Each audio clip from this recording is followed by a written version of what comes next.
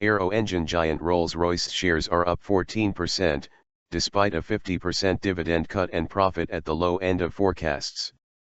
The company, which has issued a string of profit warnings in recent years, made £1.35 billion before one-offs.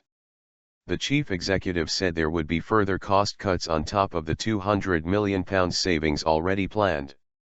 The prospect of further efficiencies and the fact that Rolls ruled out issuing more shares are being welcomed by shareholders. A rights issue of more shares would mean that the share of profits would be spread more thinly. The company said it had already made roughly 50% of those savings already announced. Rolls-Royce employs more than 21,000 people in the UK, with more than 12,000 employed at its Derby Aerospace Engines and Submarines division, and over 3,000 in Bristol. Last year, the company announced 3,600 job cuts and warned that some of its 2,000 senior managers would depart.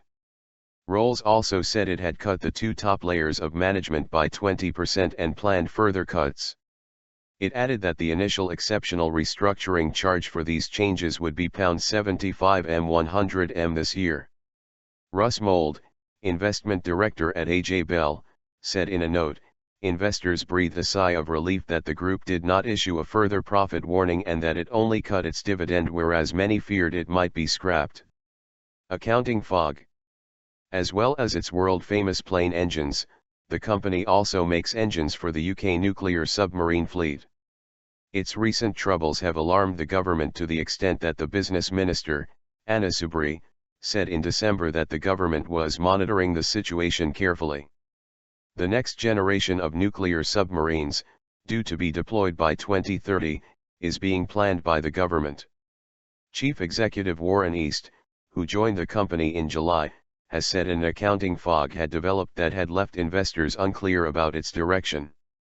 Mr. East said, "In the context of challenging trading conditions, our overall performance for the year was in line with the expectations we set out in July 2015.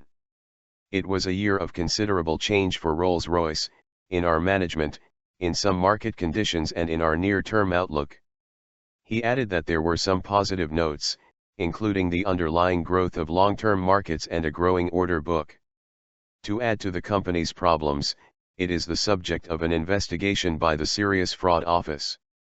Rolls said it was continuing to cooperate with the authorities in the UK, the US and elsewhere, but was unable to give any further details or a timescale for when the investigation would end.